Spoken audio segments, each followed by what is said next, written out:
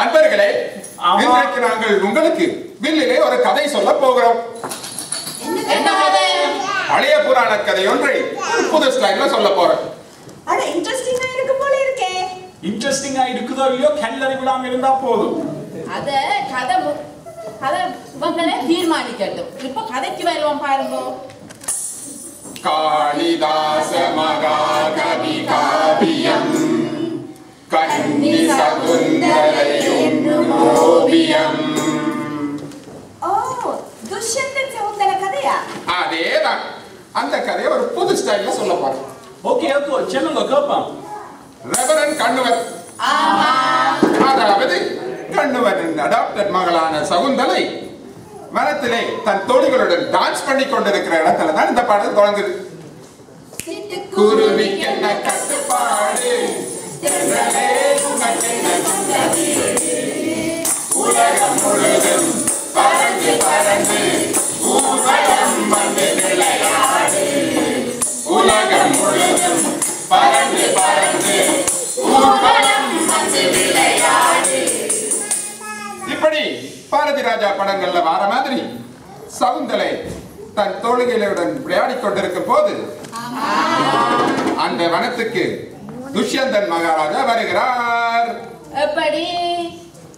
துஷ்யந்தன் அங்க வந்து அவர் மானுக்கு பதிலாக சகுந்தலையை கண்டு அவளது அழகில் மயங்கி விட்டார். உடனே பாடவும் தொடங்கி விட்டார் போல. பாடாமல் இருக்க முடியுமோ? பார்த்ததிலே அவள் ஒருத்தியைத்தான் நல்ல அழகி என்றே, நல்ல அழகி என்றே. நான் கேட்டதிலே அவள் வார்த்தையைத்தான் நல்ல கவிதை என்றே, நல்ல கவிதை என்றே.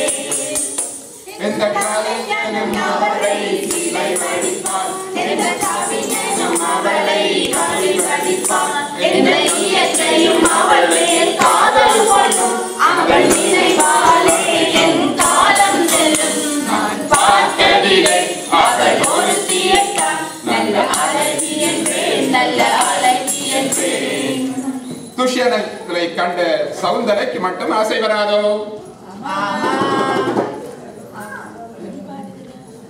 பாடா மாப்பிள்ள பல தோப்புல வாலிபால் ஆடலாமா, ஆடும் சாக்குல சைக்கிள் கேப்ல கிழிச்சு பிடி போடலாமா. பாடா மாப்பிள்ள பல தோப்புல வாலிபால் ஆடலாமா, ஆடும் சாக்குல சைக்கிள் கேப்ல கிழிச்சு பிடி போடலாமா. அப்படி அப்படி காதல் வந்துருச்சு, ஆசையில் ஓடி வந்தோம், காதல் வந்துருச்சு, ஆசையில் ஓடி வந்தோம். பிறகு என்ன, லவ்ல விழுந்த சகுந்தலையும் துஷ்யந்தனும் கடவுளை இது விட்டசாக வைத்து காந்தர்வ மனம் புரிந்து மோதிரத்தையும் மாற்றிக் கொள்கிறார்கள். புருஷன் கைய கோத்தாச்சு தட்டுங்கடா மேளத்தை. கும்மி அடி கும்மி அடி கும்மி அடியோ, கொட்டு மலை சத்தம் போட கும்மி அடியோ, கும்மி அடி கும்மி அடி கும்மி அடியோ, பொன்னைக்கு பட்டு போட கும்மி அடியோ. அடி ராசாஜி ரோசாஜி ராசாமணி, அந்த ராசாத்தி ராணி வந்துட்டான். இந்த கோடி அந்த ஆசாதத்தை புட்டா. துஷ்யந்தன் பிரிந்து போகிற நேரமும் வருகிறது. சோகம் தாங்காமல் சகுந்தலை கண்ணீர் விடுகிறாள். போகாதே போகாதே என் கனவா, சொல்லாத சொப்பனம் நானும் கண்டேன். ஐயோ சொல்லாத சொப்பனம் நானும் கண்டேன். மோதிரம் தொலைந்திட கனவு கண்டேன், என்னை மறந்திட கனவு கண்டேன். ஐயோ பாவம். கவலையிட்டு சகுந்தலை துஷ்யந்தன் தேற்றுகிறான். உன்னை என்றும் மறக்க மாட்டேன், சத்தியமணி தங்கம்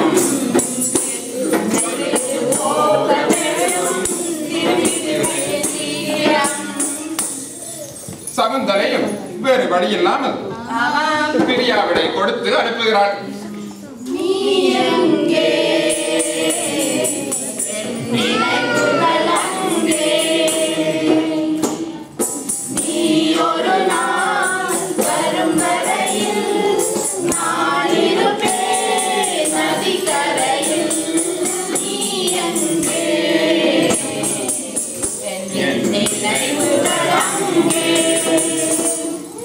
நாட்களும் ஜெட்வேகத்தில் நகருகின்றன. போன துஷ்யந்தனோ வந்தபாடு இல்லை. ஒரு நாள் சகுந்தலை தன் குடிசைக்கு முன்னால் அமர்ந்து பாடிக்கொண்டிருக்கிறாள்.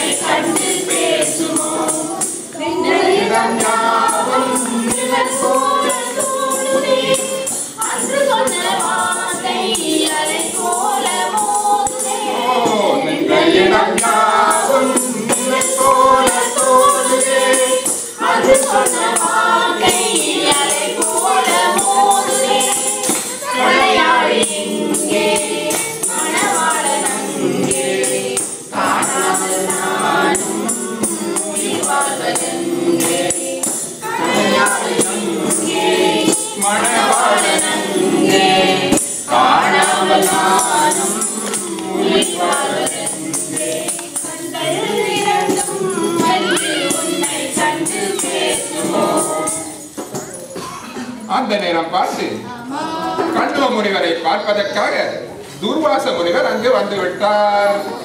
வீட்டுக்கு வந்த ஆக்களுக்கு தேத்தண்ணி கோப்பி கொடுத்து 2 பலகாரம் கொடுக்கறது தான் நம்மளோட ட்ரெடிஷன். அதை விட்டுட்டு சும்மா இல்ல மன்னருக்கு கோபம் வருமோ இல்லையோ? துர்வாச முனிவர் சகுந்தலை தன்னை கவனிக்கவில்லை என்று ஒரே கோபம் கொண்டு விட்டார். துர்வாச முனிவர் துஷ்யந்தன் அவளை மறக்குமாறு சாபமிட்டு விட்டார். நிலையை அறிந்த சகுந்தலை துர்வாச முனிவரை பார்த்து தன் பாவத்தை குறைக்குமாறு கெஞ்சி கேட்கிறாள்.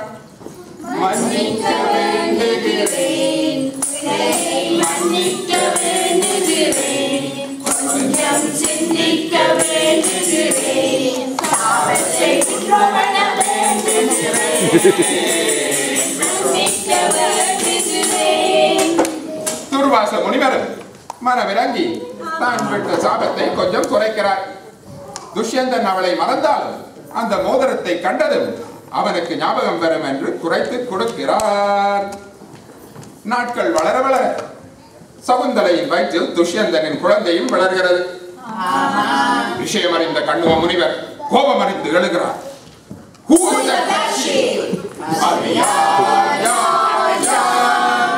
இந்த மெய்ப்பெண்ணியை தவியார், இந்த வெள்ளாட்டு மண்டையில் சருப்பாடு, அது யார் யார் யார்? துஷ்யந்தன் பற்றிய முழு விவரங்களை அறிந்து கொண்ட கண்ணுவ முனிவர் தன் மகள் சகுந்தலையை கூட்டிக் கொண்டு துஷ்யந்தன் மகாராஜாவை பார்க்க அங்கு செல்கிறார். கண்ணுவ முனிவருக்கு அப்படி முழு விஷயம் தெரியும். கூகுள் பண்ணிட்டே போல அமர்த்தி வாசியுங்க. இது மைக்ரோசாஃப்ட்ல பிங்ல சர்ச் பண்ணிருக்காரு போல இருக்கு. துஷ்யந்தனுக்கு சவுந்தலையோட ஞாபகமே இருந்திருக்காதே. ஓமம் சகுந்தலையை பார்த்தோனமே யாரடி நீ மோகினி, உரடி நவநீதி, பயப்படாமலே நீ தேடியதை கேள்வி, நீதியை நான் காண்பேனடி. அறிந்து போன சகுந்தலையோ மெதுவாக கேட்கிறாள். பார்த்த ஞாபகம் இல்லையோ, வருவ ஞாபகம் இல்லையோ, வாழ்ந்த காலங்கள் கொஞ்சமோ, வாழ்ந்ததே இந்த நெஞ்சமோ, அந்த நிலவை கேளது சொல்லும், அந்த மலரை கேளது சொல்லும், கணையாளியை கேட்டால் சொல்லும், நீ தந்ததை அதுவும் சொல்லும் என்று சொன்னபடியே விரலில் இருந்த மோதிரத்தை கலற்றுகிறாள். அதை கலற்றும் போது அவளுக்கு அடித்ததே ஷாக். மோதிரத்தை காணலையாக்கும். துர்வாச முனிவரின் சாபப்படி சகுந்தலையின் வாழ்க்கையில் விதி விளையாடுகிறது. துஷ்யந்தனுக்கு அவளை ஞாபகம் வரவில்லை. அவள் இவனை ஏமாற்றுவதாக எண்ணி அவன் தாறுமாறாக அவளை பேசிவிடுகிறான். சகுந்தலையும் கண்ணுவ முனிவரும்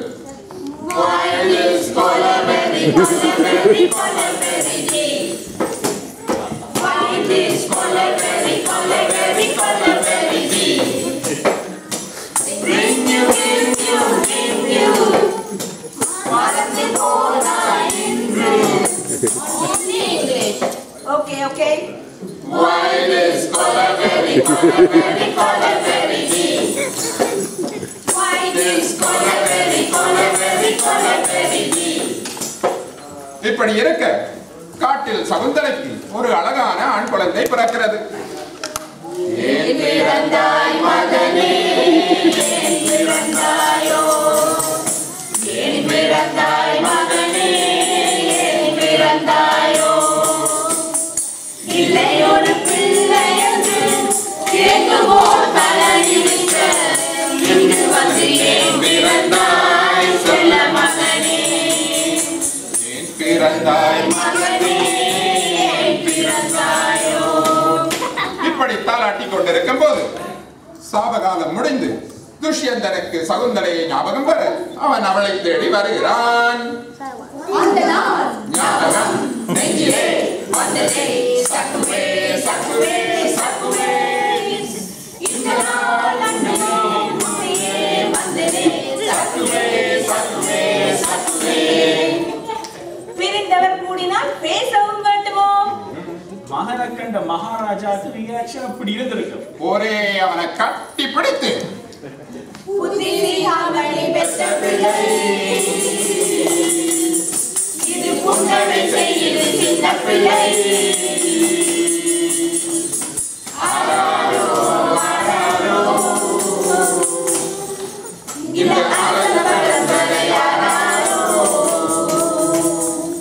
கடைசியாக எல்லாம் நல்லபடியாக முடிந்தது. உறவுகள் தொடர்கதை, உணர்வுகள், சிறுகதை, உறவுகள் மீண்டும் தொடரலாம், பிரிவிலும் மீண்டும் நுழையலாம். இனியெல்லாம் சுபமே, இனியெல்லாம் சுபமே. அன்பர்களே, இவ்வளவு நேரமும் பொறுமையாக இருந்து எங்களை கேட்டதற்கு கல்லறியாமல் எங்களுக்கு உங்களுக்கு மிக மிக நன்றிகள். இதில் பங்கு பெற்றியோர் மாலதி, மீரா, திரு, ரஜினி, சுஜய், மோகன், விருப்புடனே வந்திருந்து பாட்டு கேட்டு